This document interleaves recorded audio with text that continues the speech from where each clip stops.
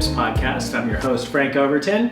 Some call me the Big Cat, and I'm always joined by Jackson Long. Always. It's a pleasure. It's a highlight of my week to come and hang out and talk bikes. It is. Have multiple cameras on me. You know, I love the camera. It feels good. I like it. Yeah, today it's going to be a good one. Yeah, we're psyched. We are, this is our Q&A podcast, and we have asked everyone out there in podcast land to send us your questions, and you have responded. Thank you so much. We have 21 awesome questions we've curated, and we're going to answer them, do our best to answer them. If you're listening on the live podcast on Facebook, go ahead and just write your questions in the comments. We have Coach Jake moderating, and he will do his best to answer them. And then maybe post-production will follow up there as well. But for the podcast listeners, this podcast will also be on YouTube. Yep. Maybe we'll break it up into different Question segments. blocks, yeah. Yeah. And of course, don't forget to subscribe to the podcast on Apple Podcasts, Spotify, Stitcher, Google Play, wherever you get your podcasts. Of course, as the YouTube channel, we're really trying to get as many good little clips, full podcasts out on there when we can. And then, other than that, just we really appreciate everyone that sent in questions. Like we said, the inbox was overrunneth. So we're going to focus on the email questions today, just so we can get through those, because we kind of curated the best ones, and we'll try and get to some Facebook questions if we have time. But I think we should just jump straight into it, since we have a lot to cover. Yeah, let's do it. Let's do it. Number 1 from Glenn.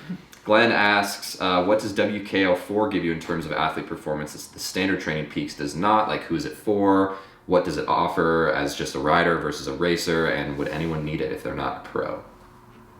Anyone can use WKO4. I don't think you need to be a pro to use it. It's an advanced analytical software package. It's the 4th iteration of WKO that came out in 2003 when Hunter Allen released it. I remember the day where he called me up and cold called me and pitched the software, which I downloaded, and he showed me how to drag and drop my SRM files over to it, and light bulbs went off day after day using that piece of software. So it's amazeballs. It's really good. You do need to invest a significant amount of time into setting up your charts and learning how to program in they're called algorithms. Like, you can create any chart in the world. It's very do it yourself, and so just be prepared to spend we're talking days on setting up your charts. I like it. I know Coach Jake uses it profusely. Coach Isaiah and I went to the 2-day seminar at TrainingPeaks with Tim Cusack, the program manager. Sorry if I botched that title, but we did a 2-day seminar at TrainingPeaks and learned all about it. So download it, but plan to spend some time with it. Unlike TrainingPeaks, which is pretty point and shoot, ready to go. Cool. All right, number 2 from Ari has a Gran Fondo race coming up in May and an Olympic-sized triathlon in July. How do you recommend training for both? Would you take one at a time?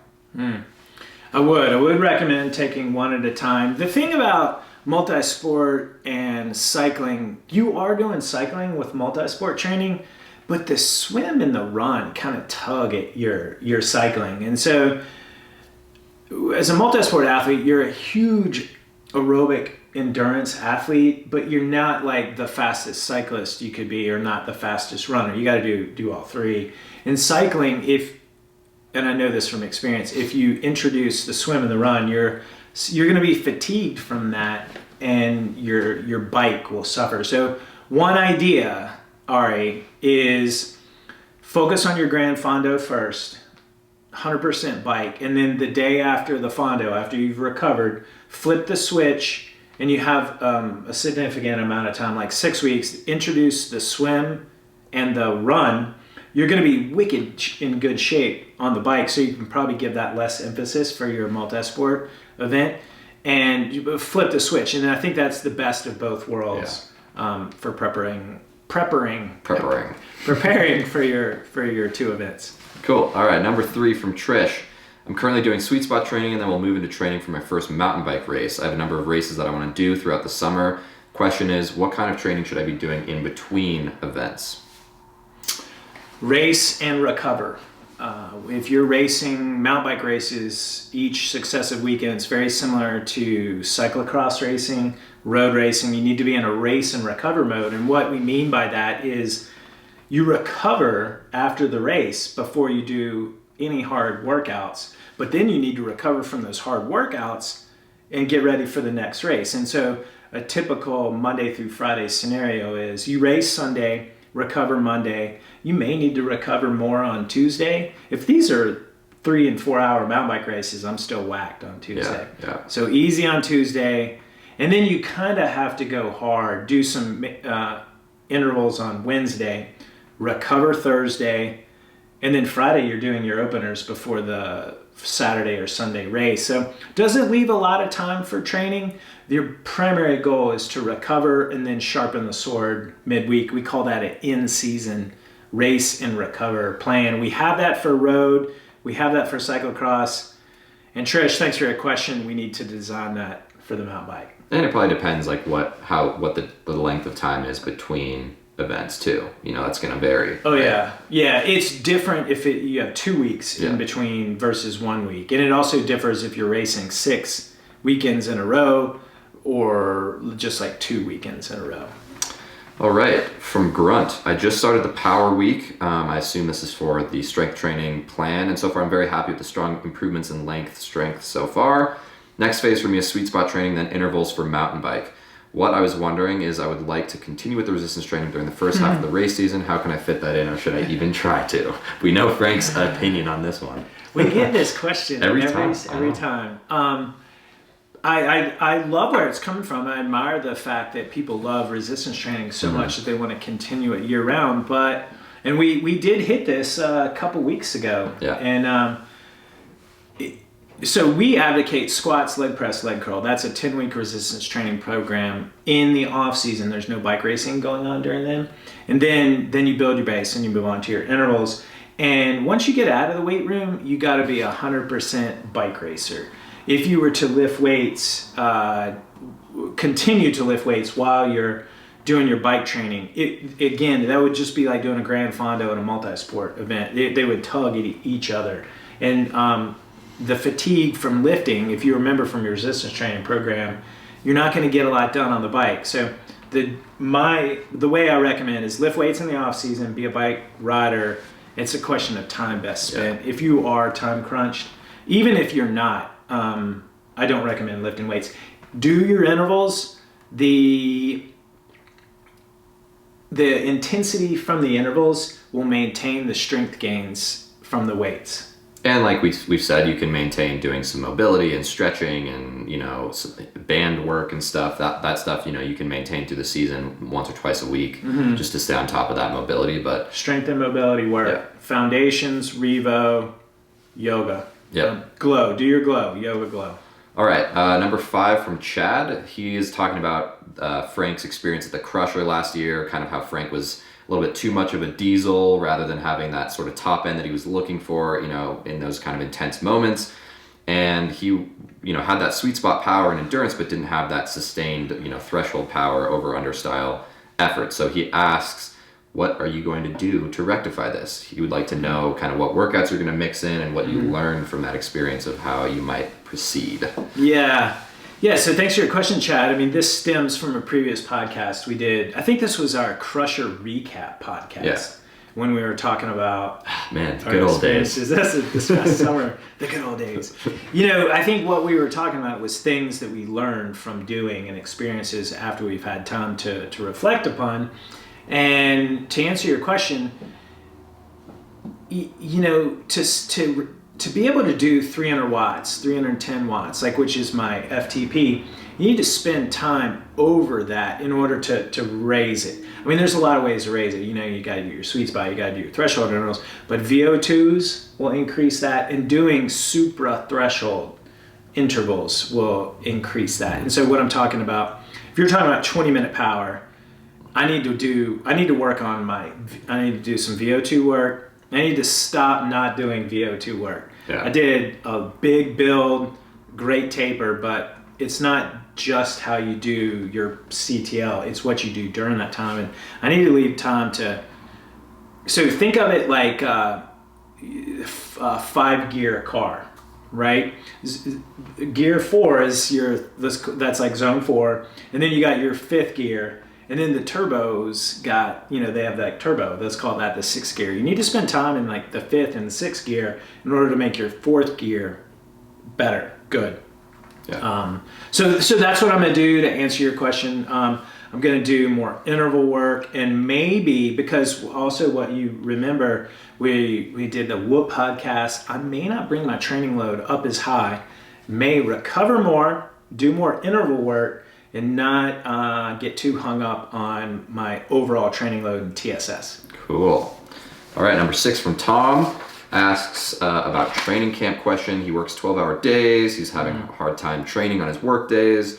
And he is wondering if you recommend a training camp on his 4 days off, because he is just starting the advanced 40K TT plan, will not be able to get in the 2-hour rides on my work days. I think he could do some camps to keep up with the projected CTL numbers.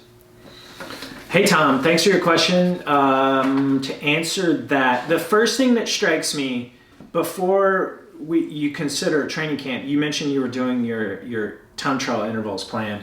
When you're doing intervals, the emphasis is not on raising your CTL. The emphasis is on raw power, recovery, repeat again, raw power. So that's how an interval training plan is designed.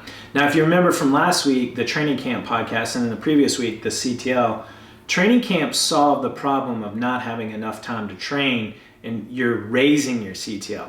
But that's not the goal of your interval training plan. So working backwards, today's February 21st, by the way. So you're doing your intervals plan, and I know Tom from customer service, he did Valley of the Sun last week.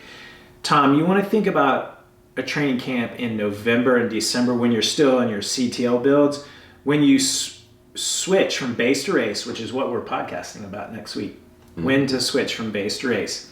Then you're no longer focusing on raising your CTL. A training camp is no longer necessary. And then you're doing a lot of race-specific interval work, as in your case, the time trials. So no training camp is necessary. But what you can do to answer your question and leave you with something, move your interval workouts around on days where you're getting good night's sleep around your work schedule, and then days, multiple days in a row. They call this block training. You can do 2 days on, 2 days off. So 2 interval days in a row, 2 off days. And maybe those are the days where you work 12 hours. So try that, but I don't think you want to do a training camp. That's actually going to make you too tired to make really good raw power for your interval plan. All right, number 7 from DLW. Thank you for all your content. You're welcome. I've just begun the FasCat 18-week sweet spot plan. Please describe the best utilization of sweet potatoes for those of us who have won in the grocery store and want to win in the kitchen. Yes, winning in the kitchen. Thank you again for your generosity. Thank you for the question. Yeah, sweet potatoes. I mean, there's so many flavors and ways to use sweet potatoes. Yeah. I eat sweet potatoes almost every day. I mean, we can talk about how you do them. I just chop them up into cubes and eat bake it raw. Just eat no, 400 degrees Fahrenheit for 30-40 minutes. That's what I do most of the time too. I mean, I like chop them up, cube them up, and I'll do like 2 or 3 sweet potatoes in a big, baking tray, just to have a big batch, and I'll put them in like a Tupperware in my fridge to have throughout the week. I'll put those in salads. I'll put them in burrito bowls. I'll put them, in different scrambles and stuff like that. I also really like to take full sweet potatoes, fork holes in them, do the same thing but bake them for longer so they get kind of like nice and mushy in the middle. So like a roasted sweet potato, and then I'll kind of like I'll cut that open. If I'm feeling super lazy and tired from a big day of training, I'll take like a can of Amy's chili, of the vegetarian or vegan one, of course, pour it over that sweet potato, with some beans and like salsa, some mixed greens or rocket lettuce, and that's a solid meal. So there's a lot of different ways you can make mashed sweet potatoes. you know, you can make, I also like making sweet potato fries. You know, you just, instead of cubing them up, you just slice them lengthwise. So there's I think that the easiest way is probably to just bake them whole. And I would highly recommend baking a big batch of them and then keeping them in your fridge for the week so that you can not have to do that every time. Because it does take like, you know, 45 minutes to bake one of those things. So, but if you cube them up, it takes like 30 minutes or something. I just cube them up and cook them like French fries. And then, like, to Jackson's point, like what we've said before, get yourself a good set of Tupperware. Yeah. Eat the hot portion and put the rest in the fridge, and then that can go in your breakfast and lunch and dinner. And, you know, the internet is a great place for recipe ideas. There's a gazillion out there. Do a search on sweet potatoes, and maybe you'll find something that you really like. And that's the important thing. You're winning in the kitchen by choosing the right, go fast carbohydrate. Yeah, it doesn't matter how you eat them. It's just as long as you're eating them. Don't let like worry about, you know, find one way that you like enjoying sweet potatoes and stick with it for a while, you know? Yeah. Someone in the Facebook comment said sweet potatoes chunked a little bit of honey and cinnamon. Sounds good. Yum. Yeah. All right. Number 8 from Jay. My best friend is on one of your plans, and I fully believe in the power of training in the sweet spot area. My question is, can you perform sweet spot day in and day out without risk of burning out prior to the start of the race season? I appreciate your time and insight. Yeah, that's a good question. Everyone thinks that's how I advocate it, and that's not. We have a training tip on our website. It's called Fatigue Dependent Training Plan Design, and it outlines how you prescribe sweet spot in the context of a 7-day training week. And we also have another training tip, how much sweet spot should you do? And what I would encourage you to do, Jay, like your friend, is get on a sweet spot plan and see how we work that into the training plan, and really just see for yourself. And there's even, if you don't want to buy a plan, if you go to the product page, we do give a 2-week calendar example, and you will notice sweet spot intervals on Tuesday following a rest day Monday, tempo on Wednesday, zone 2 on Thursday, rest day Friday, big sweet spot rod on Saturday, followed up by maybe either a sweet spot rod or some zone 2, a lesser intensity that way. So check out our plans, specifically the sweet spot ones, see how we work it into a training plan that you would follow. And I think that'll answer your question. Yeah, because it's not sweet spot all the time. Not all day, every day. No way. That's not how you do it. Sweet spot advocates you don't generate that much fatigue, but you still are generating fatigue and you still get tired. So you can't do sweet spot 5 days a week. Sorry. All right, from Kelly. Hey, gents. Love the podcast. Question about climbing Haleakala on Maui. I know Jackson at least has climbed it recently. I'll be hooked up with a decent bike and we'll have a heart rate monitor. What's the best way to pace that climb using only heart rate? Great question. One of my favorite climbs and rides in the world. I'm super jealous. I've done it twice now. It's just next level. It should be on the bucket list of every cyclist. It's such a cool climb.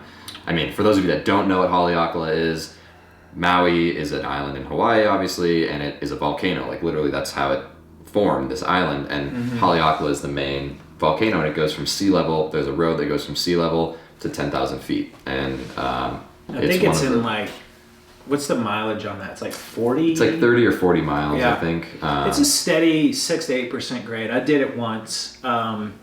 And I'm doing it again next month, so that's why I took this question. Dang it.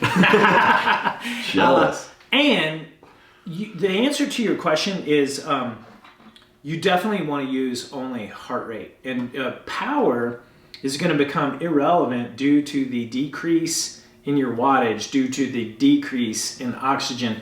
And coincidentally, I was just talking with Phil Gaiman about this on Monday. He's doing how do you pronounce it? The Letras climb. Letras climb.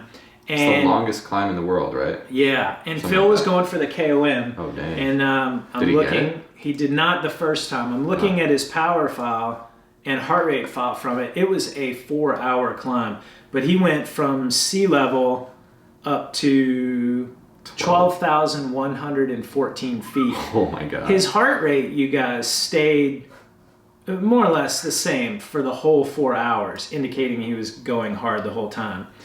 However, let me give you his power differential. from the bottom to the top. And this will give you an illustration of how altitude affects your power output, but your heart rate is staying just the same. So in the final 25 minutes, he was doing 240 watts. Heart rate, a little bit lower. Looks like he may have not been going as hard, but 240, 160 beats per minute. Let's call it that. In the first 25 minutes,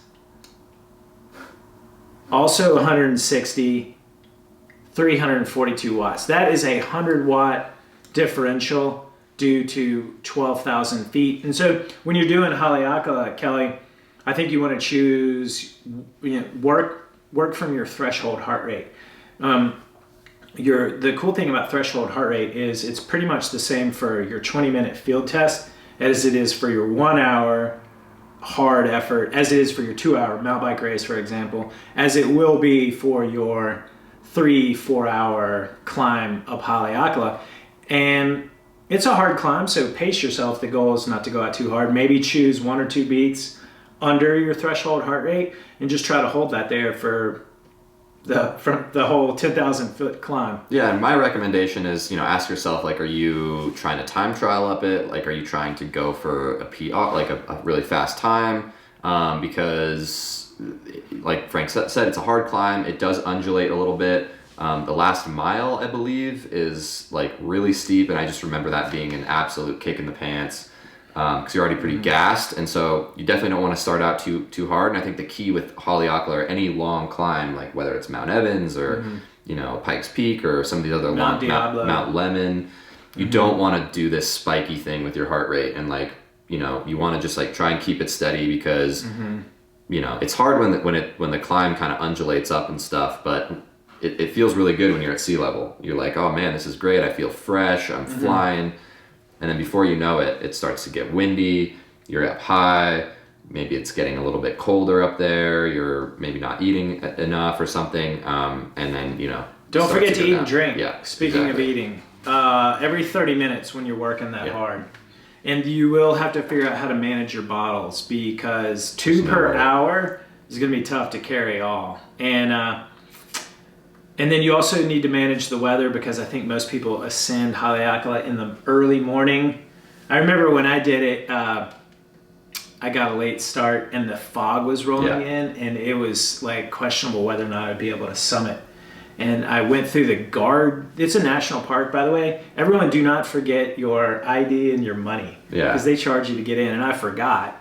And I went past the guard station, and 10 minutes later there's a guard in front of me that he was like stopping me. And I was like, I don't have any money, and he's like, well, you got to turn around. I'm like, please. And they gave me a card, and later on I went back home and I mailed them a check. Oh wow. But if he had turned me around, I would have never made it because it gets and this even if it looks nice for the ascent, coming down is such a long descent that it gets really cold, and like the weather comes in so fast. So all right, number 10 from Jenner. I'll read this one since this is to Coach Jackson. Everyone, as a plant-based athlete, I sometimes struggle with, did I eat enough after a hard day on the bike? Can you describe a typical day of food choices and the volume of food after a big ride? Do you have a favorite post-ride meal? Yeah, great question. Something that is obviously a topic of fascination for me. And this is something that, it's fairly individual, but also something that you have to kind of learn on your own. Like, you have to experiment with yourself and figure out, like we're talking about with sweet potatoes, figure out what works for you and kind of stick with that. I've learned over the past 5 years of being vegan and an athlete, like, that I have to eat a lot. Like, I have to eat a lot, and not just like a lot of volume, but also just a lot of calories, especially during periods of heavy training. I mean, man, when I was in full-on training mode for the Crusher last summer, I was just mowing down food. And so my go-to kind of post-workout meal after like a hard ride, for example, is a smoothie bowl. And so I have a Vitamix. I recommend a nice blender for anybody, but especially for plant-based people. I think smoothies are a fantastic option for making sure you're getting enough calories in, because the thing about a plant-based diet is much higher in fiber usually. So you get filled up on less calories, which is a bad, it can be a problem if you're trying to get enough calories after. So I'll make a huge smoothie with like 4 or 5 bananas, dates, spinach or kale, a bunch of like almond butter, flax seeds, pumpkin seeds, molasses for iron, almond milk, just basically the whole frozen berries, the whole kitchen sink. And then I'll pour that into a big bowl and then top it with like a huge thing of granola, more fruit, more peanut butter. So that thing is, easily like 1,000 calories. Not recommending that to everyone. I mean, that's a lot of food, a lot of volume anyway, but it's just a great option because it's like all those carbohydrates are quick to absorb, quick to get into the bloodstream, super high in antioxidants for recovery. And that's kind of my go-to, honestly. I think you just, in order to get enough, you just have to eat more than you think you do. And I don't know how long you've been plant-based, but it takes a little bit of time to get the gut and body used to eating that much food. That's like Isaiah training his gut to absorb more, like exactly. what we've talked about with the training camps last week. And during big periods of training, I recommend dropping the fiber intake a little bit, just so that it's not as hard for your gut to work to digest that food. So things like white rice, fruit, potatoes, white, pastas, stuff like that. But obviously still winning in the kitchen and all that. So thanks for your question. Yeah, thank you. I appreciate it. All right, number 11 from Troy. He started, stopped, came back for the training plans. One thing that he does that he doesn't seem to get talked about a lot is cadence. Is there a proper cadence for sweet spot versus tempo? Is it situational? Would love to hear your insight on cadence and how it relates to sweet spot and training. I'm not a big cadence advocate, to be honest. You pedal at your natural cadence. I look at cadence when I'm analyzing field tests, intervals and stuff, and as long as you're in 85 to 95 RPMs, you're good. 80 to 100, good too. Just pedal at your natural cadences. The biggest thing, and we were talking about this before the show, is Maslow's hierarchy of needs: food, water, shelter. And what strikes me, Troy, is what you mentioned, that you're not on a plan. You've been inconsistent with your training. And so what were we saying? I mean, if you're looking at your hierarchy of needs, it's get on a plan. Yeah, it's like one of those flow charts. It's like, okay, start at the top. Are you on a training plan? Step 2, are you following the training plan? Step 3, are you recovering, sleeping 8 hours a night, winning in the kitchen, managing your stress and your life needs? Yeah. Okay, are you training with power? Are you looking at your power files? Are you consistent? Then, farther down the line, you can start looking at things like cadence, and we'll get to another question about HRV. But it's easy to get overwhelmed, but again, we come back to this a lot, not missing the forest for the trees. Yeah. So get on a plan, FTFP, and then if your cadence is like below 70, there's things you can do to work on to raising it. I do think you probably should be above 80 in my opinion, but really it's whatever you feel most comfortable at making the power. If you're talking about, I don't think there's really a difference between sweet spot and tempo cadence. Focus on performing your sweet spot intervals correctly first, tempo intervals correctly first. I've never done a cadence differential between the two. All right, number 12 from RJ. I was wondering about what exercise/workouts would be put in TrainingPeaks to be included in CTL on the PMC. Should you include things like cross-country skiing, hockey, or should it only be bike time? Yeah. Great question. When TSS was being invented, back in like 04, 05, we would joke about snow TSS and, how much TSS do you get for, shoveling your driveway a foot of snow? And the answer is none. But here's the thing about TSS and the PMC chart. There's things that are going to stress your body that are going to take away from your training, but those things do not do anything to improve your cycling. They don't improve your aerobic endurance and all the physiological adaptations that go into becoming a better endurance athlete. And they don't necessarily show up in the performance management chart either. Yeah, those are the things that should not be put in manually with a manual TSS. And weightlifting was one of the first things we talked about. And weightlifting does not directly impact your aerobic conditioning. And that's what you're measuring with your CTL. Yeah. What your training load is, your aerobic and anaerobic training load from cycling, things that go into your body. Remember, it's an impulse response performance model that make you faster on the bike. There's plenty of things that go into your body that, you know, make you tired that you should not give a TSS for. Things like, okay, so, and then he mentions cross-country skiing and hockey. Anything aerobic that gets your heart rate up should go, make a TSS. We talked about heart rate TSS. So cross-country skiing, hockey, running, swimming. You know, Trimps was the original performance model.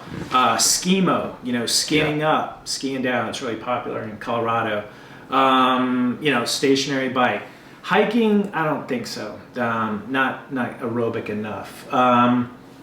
Some people ask me about the ergometer, rower. Yeah.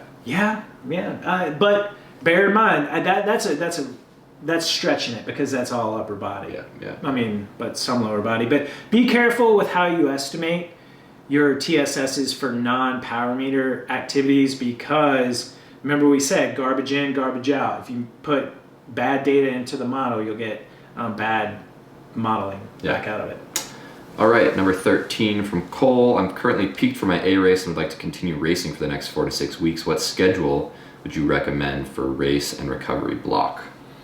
Yeah, great question. This is kind of what we talked about with Trish earlier for her mountain bike, and we talked about a weekly training calendar example. Monday off, Tuesday easy, or maybe you do intervals if you race on Saturday. Probably not if you did on Sunday. Wednesday becomes kind of your hard day, your go-to hard interval day, race specific intervals. Then another day off on Thursday, openers Friday, race again Saturday. And that's what we call a race and recover in season training plan.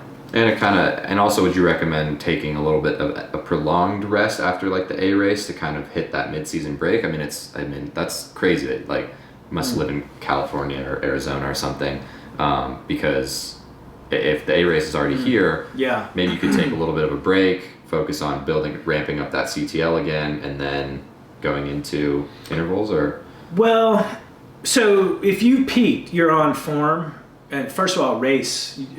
Take advantage of that and get out there and race. Stretch your legs weekend after weekend. You worked hard, so capitalize on that form. The other thing is, don't try to build your CTL, just keep it at a plateau.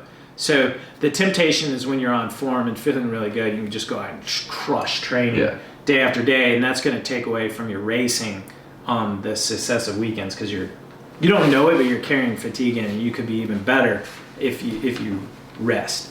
So, but then we had mentioned in the podcast before, you're going to run out of that form. That's when you want to take a step back, maybe take a non-competitive weekend, mid-season break, then build back up your CTL, and then look to do a second season peak. All right, number 14 from Nate. One of the training tips on the FasCat website outlines how much sweet spot training I should do during the build phase. As a Cat 2 racer, it suggests 120 minutes of sweet spot riding daily. Certainly that can't mean an average of 120 minutes times 7 days a week, 14 hours of sweet spot per week. So can you elaborate on this guidance of like what the Tuesday, Wednesday, Thursday fatigue dependent sweet spot block should look like? Should I average 120 minutes on those 3 days and then add an additional 120 minutes sweet spot on my Saturday sweet spot ride? That kind of gets back to the FTFP. Yeah. So Nate, what I would recommend is we have those plans for you to show you what a Cat 2 should be doing. Choose the advanced level plan. Those are 12 to 14 to 16 hours per week of, we have sweet spots part 1, 2, and 3. We have 18 weeks, the whole thing. And then get on that plan, and then you will see the way we weave sweet spot into a build, into raising your CTL and how much you should be doing per week. And that's like the best way. I think when I wrote that training tip, I'm writing it for everyone. And so not detailed information for a Cat 2, but we do have that in our advanced plans. So FTFP. Yeah, and I don't count yoga or anything like that as part of your total bike hours or sweet spot time. Yeah. All right, number 15 from RJ. How would you describe the differences of the two approaches? I'm not going to let you Boulder Hippie out on the following questions. On what studies do you base your approach, and why do you think it's better than polarized method? I assume he's talking about sweet spot. Yeah. So RJ is talking about sweet spot versus polarized, and I appreciate that you're calling me a Boulder Hippie. But for the record, I am a man of science. I used to have short hair, and I used to work in the lab. And I was, a science major in college. I have a master's degree in physiology, and I've been a bike racer for 20 years. I have done the polarized model as an athlete. I've done the sweet spot model as an athlete. As a coach, I have over hundreds of athletes that have gotten faster by sweet spot training. And go back and listen to our podcast in December on how I invented sweet spot. In there, I think it's around minute 41, where I talk about how, to my knowledge, I don't think there's any specific scientific studies that have been done studying the difference between sweet spot and polarized training.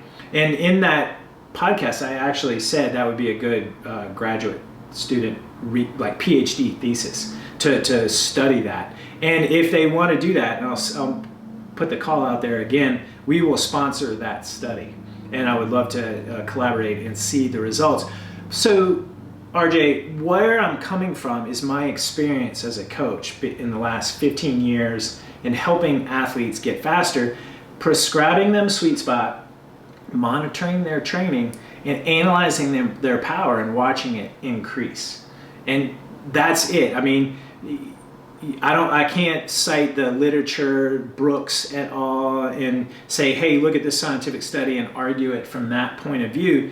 I'm sharing my experience and my recommendations. And to your point about polarized training, I have done that. And I only got up to a Cat 2 and a semi-pro mountain biker. And then when I went back and began my conclusion from that, I did a lot of zone 2 and I did a lot of intervals. And I got as far as I could from that style of training.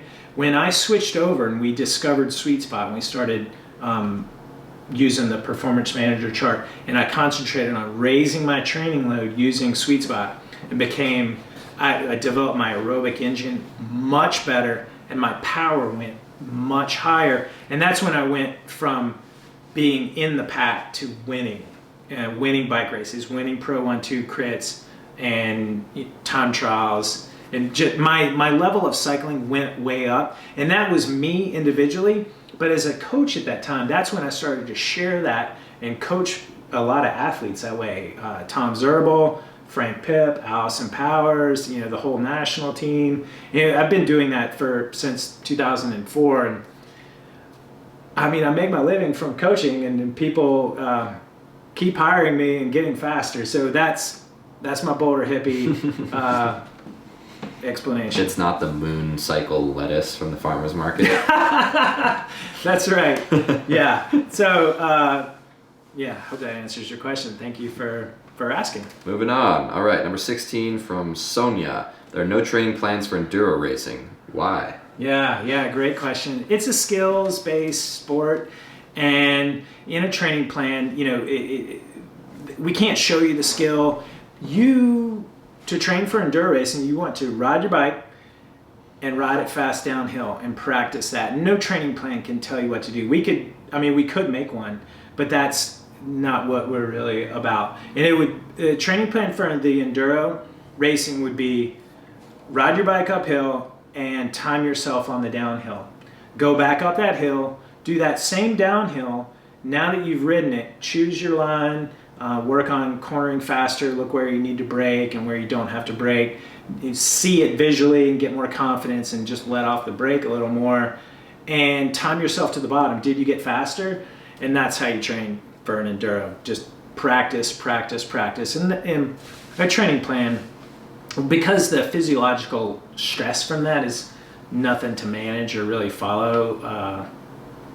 There's really not. Well, it's like a lot of it, like we were talking about before the podcast, a lot of it comes down to, it's like very similar to, you know, alpine skiing, downhill skiing. It's like a lot of it is just risk versus reward, getting into that mental space of getting over that fear of, I mean, I've never done Enduro. I mean, I guess Enduro is a little bit different. I did one Enduro and scared the shit out of me. Yeah, I think it just comes down to like just being able to send it.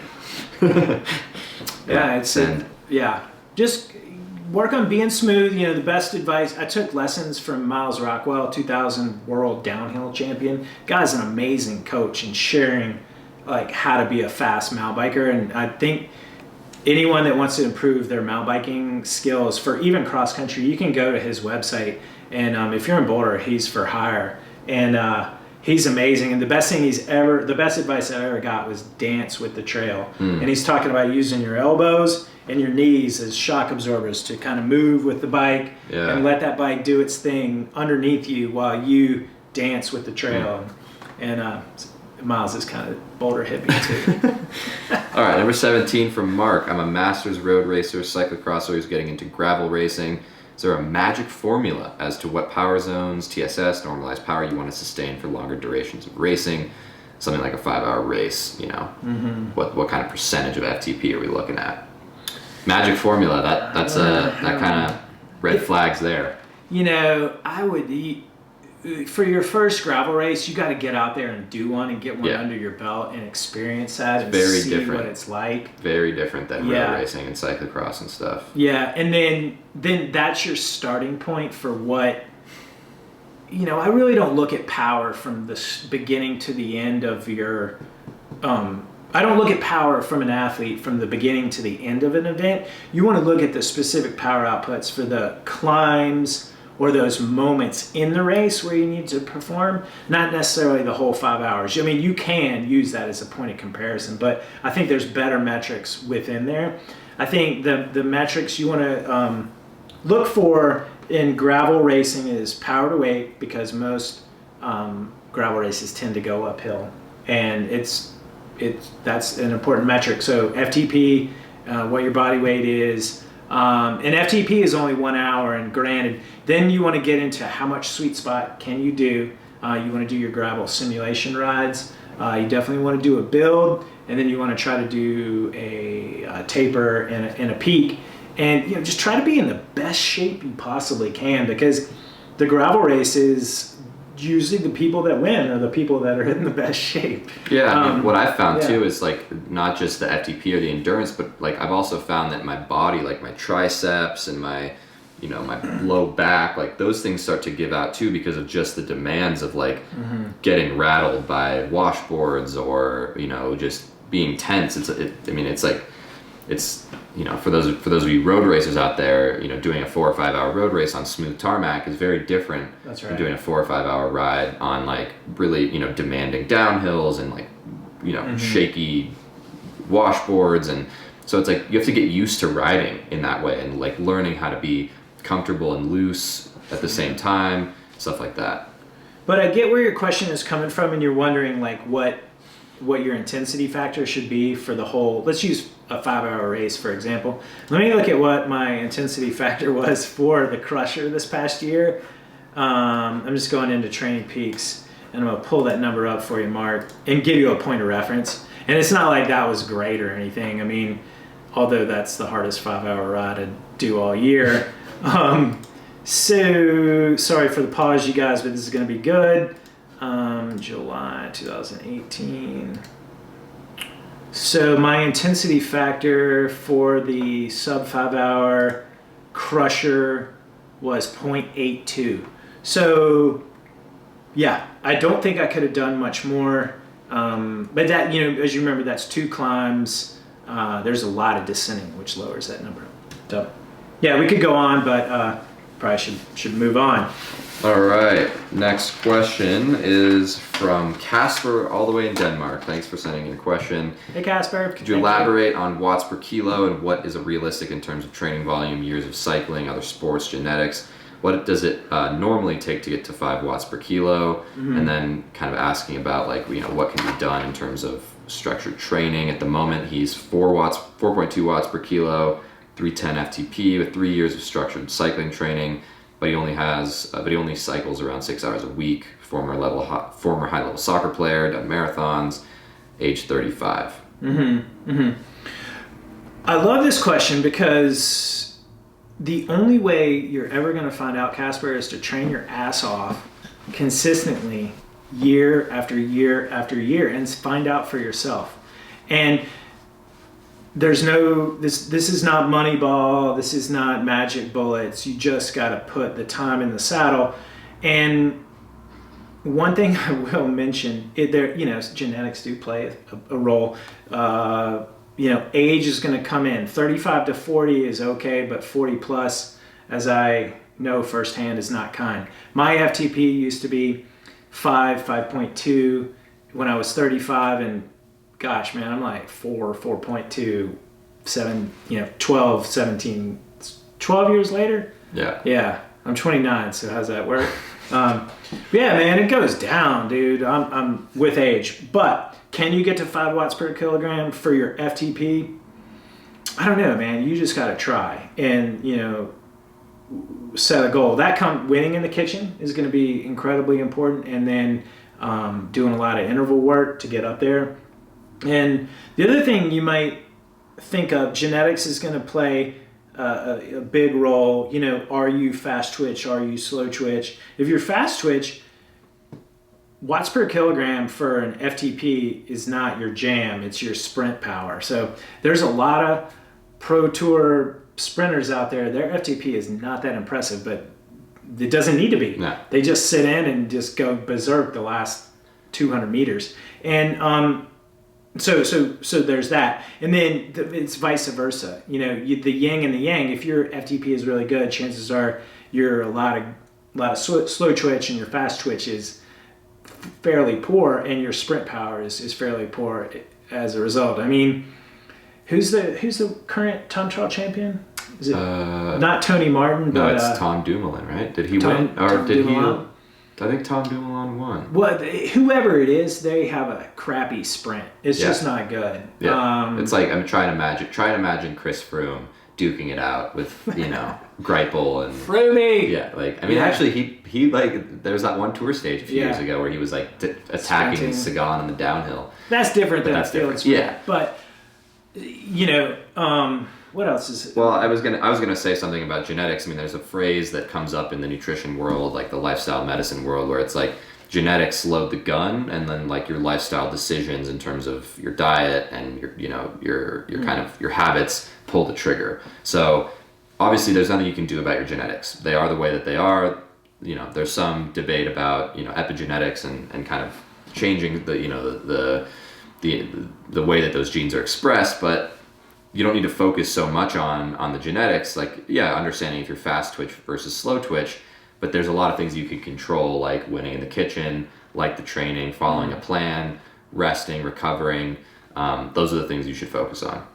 Yeah. Casper goes on to mention that he's already about as lean as it gets. And you're talking about what's realistic in terms of training volume. We kind of talked on this about Masters CTL last week. And if you're 35, I trained a lot. I could do a 20-hour week. You know, so if you're really going for it, you know, think in terms of like 12 to 14 hours. And, you know, if you're really pushing, if that's really your goal. The other thing I would ask you, Casper, is what are you training for? Is it are you training for Strava and, you know, an uphill segment? Or don't forget race specificity. And a lot of people, you know, 5 watts per kilogram for 20 minutes, but you might be able to do 5.8 watts per kilogram for 5 minutes. And if you're training for a race like Liège or, you know, Flèche Wallonne, that's like your VO2 power. So maybe you look at your VO2 power and something like that. So don't forget race specificity, and the longer you train, one of the things I love about this sport and cycling is the more you put into it, the more you get out, and that's consistent year after year training. All right. Number 19 from Jordy. This is an intense question. It's talking about the whoop and heart rate variability, or HRV. Yeah. So he kind of goes through, he has a lot of questions kind of that are very specific to how HRV relates to recovery, different lifestyle factors. And we just wanted to oh, Dennis Rohan. Dennis, Rohan, Dennis. Yeah. Duh, idiots. Anyway, so yeah, about the whoop, about HRV, I think that we just wanted to address this question because it kind of brings up a good point of what we were talking about earlier, which is like the Maslow's hierarchy of needs. You know, it's another food, water, shelter.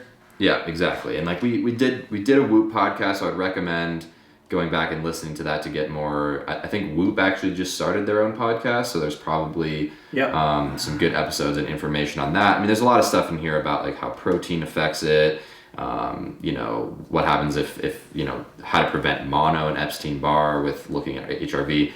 We're not Whoop experts. We just have used it in the past. Mm-hmm. We're not like, we don't know everything. Does fasted training affect HRV? Yeah, so like these are questions that is just beyond the scope of this podcast, beyond the scope of what we know about HRV and stuff. Mm-hmm. But again, coming back to Maslow's hierarchy of needs, look at it like the flow chart. Okay, are you following a training plan? Yeah. Well, are you on a training plan? Jordy, are you following a training plan? B, are you following the training plan? Yes. C, are you recovering? Are you winning in the kitchen? Are you sleeping 8 hours a night? Mm-hmm. The Whoop and HRV doesn't change anything. It's just another way to look at what's already happening with your body. It's just a tool, just like TrainingPeaks. Just because you don't have a power meter or that you don't have TrainingPeaks doesn't mean you can't train. Like, I think that's a thing that trips up a lot of people, is they don't have all the fanciest gadgets, the fanciest SRM that holds them back. So ask yourself those questions. Like, am I doing everything I can? Then I can start looking into things like cadence, Whoop, HRV, Normatec boots, you know, different supplements. Like you have to get the foundational basics down first before you want to start getting into that stuff. Jordy, my recommendation would be to buy a training plan from us and use your Whoop with it. 25 Podcasts gets you 25% off. And Whoop just came out with a feature last week. They took the API from TrainingPeaks, and now you can sync your Whoop data to your TrainingPeaks data, of which we give you a free TrainingPeaks premium account. So now you're looking at your Whoop data in your TrainingPeaks and how that falls in relation to your training. And I think that's what you want to pay attention to, Jordy. And a lot of the questions you ask are really, really good. And the answers, it's going to depend on the individual. Yeah. And so follow that plan, do what you're talking about, ask your questions, and just answer them based on your experience with your training and with your Whoop data.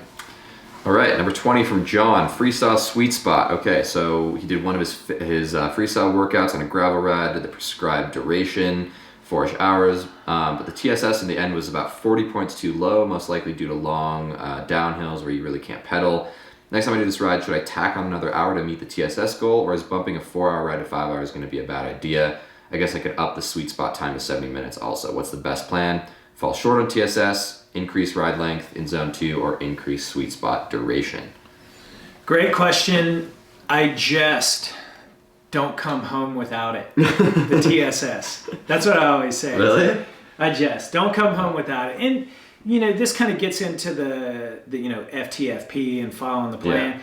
But the reality is it depends. And it depends on your terrain. How long were these downhills? You know, what do you have to do for training the next day? How do you feel after the ride or during the ride? Yeah, was that last 40 TSS really necessary? You know, do you have your FTP set properly, and were you doing, you know, were you getting the right credit for your TSSs? What was your terrain like?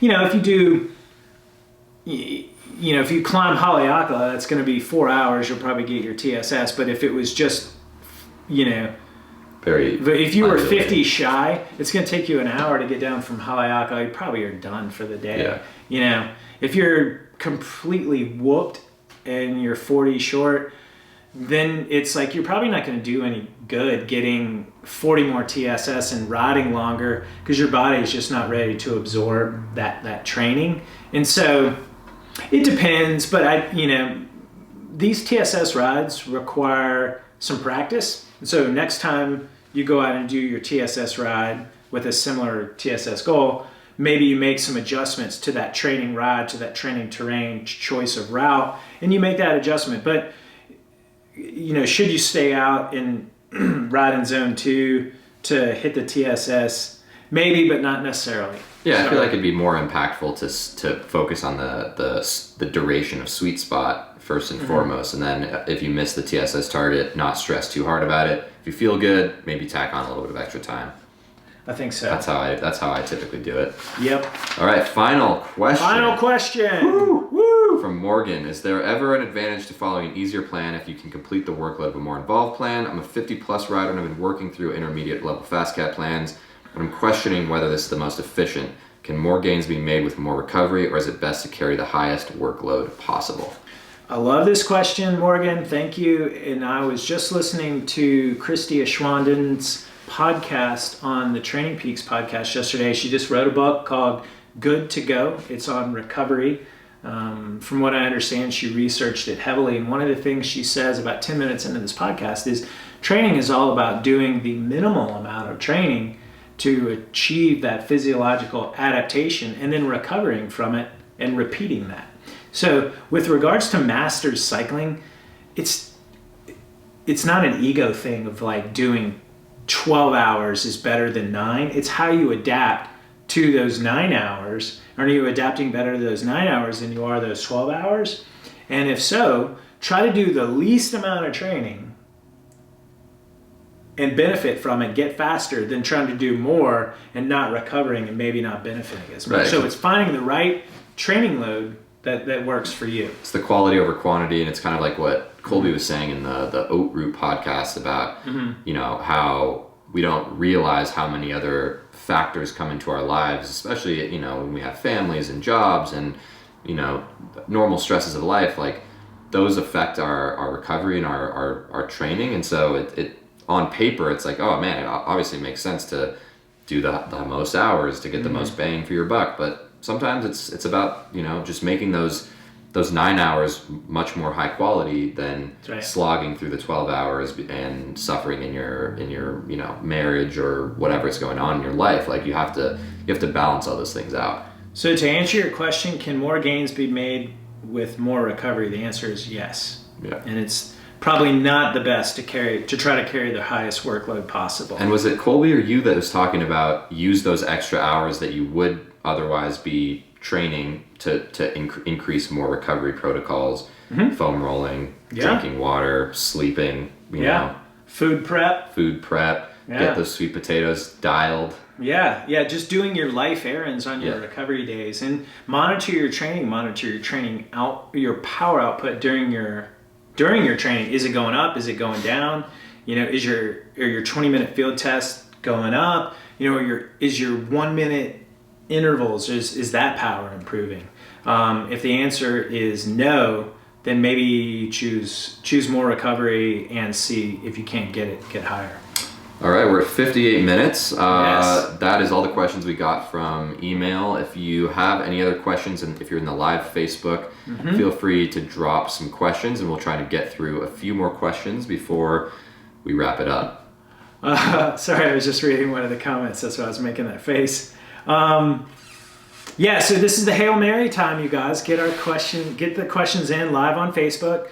If we were super pro, this would be where they call in. Oh yeah, like the old timey radio shows. There's got to be a way to do that. That'd be super fun, actually. I think the Facebook group, the comments, is a great modern day way of doing that. So for all of you out there, ask your questions away. We got a few more minutes. Anything else we want to cover in terms of? Oh, here we go. How do you deal with aggressive dogs on rides? That's what your sprint practice is. That's sprint power, man. Sprint power, baby. Yeah, there's nothing scarier than that. I mean, it's. I remember talking to someone about it when I was a little kid, because I was I grew up in Idaho, and I would sometimes go and ride in, kind of farm country out in Idaho. And so there'd be like some scary dogs, and I was like this little lanky 12-year-old kid.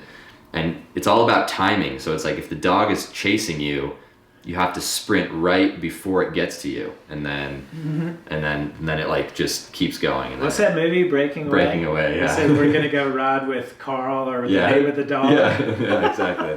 Yeah. Mark Wiggins asks, what's the ETA on the new forums? Good question. It's, I would say, 4 to 6 weeks. It's we're working on a new forum to provide a better community, a better place than Facebook does. A lot of our athletes don't use Facebook. It's kind of annoying. I'm trying to, the reason why we're taking our time is I want to do this, right? I want to recreate what we have in our Facebook group to a web-based forum, and it's not just something you just slap together. It's going to take a little bit, because I want to take all the features that we have in Facebook, encourage everyone to come over to the new place, which is what I'm worried about, is that Facebook is so easy because everyone goes there anyway. And now it's like, okay, hey, we're relocating. It's like when you move a business and they put that sign up on the wall, we've moved, you're always worried, will they go over to the new business? And it's as easy as it is on the internet. We're doing it right. So it's in the early stages of web development. The other thing, it's not cheap, and so I want to do it smart as well, and not half-ass it. Well, not spend a bunch of money and have it flop, because that's not good business.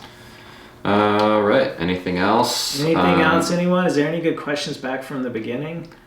I think Jake covered most everything. Did everyone get the memo and fill out their TPS report? The CTL report. CTL report. That was a good one. Ernie is a son of a bitch.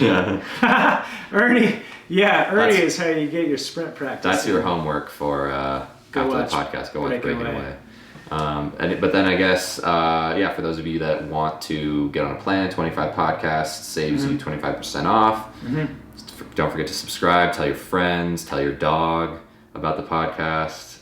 Share this with a teammate or friend. A lot of you did that last week with the training camp. You could kind of tell there was people trying to motivate teammates to do a training camp. So thank you. That's sharing in this is probably better than subscribing. Yeah. I don't know. Just spread the word. But here we go. A couple more questions. Feeling pretty fatigued in the 7th week of the 18-week sweet spot plan. Should I adjust the plan to reduce TSS for the short time until I feel a bit more recovered, or at the cost of FTFP? It's a great question. Great question. So think of yourself as your own coach. That's what you are, self-coaching with your plan. You're in the 7th week, and I don't recall off the top of my head where the next rest week is. You have to ask, how fatigued are you? Can you push through it to get to that next regeneration block? So ask yourself, how far is that away? Is it coming up this Sunday? Is that the light at the end of the tunnel, and then you have a regeneration week? Being today, Thursday, maybe push through it. Then you're going to recover all next week. If your next regeneration week is like 2 or 3 weeks away, you may have to modify your plan. Greg Henderson has a great saying, training is like wrestling a gorilla.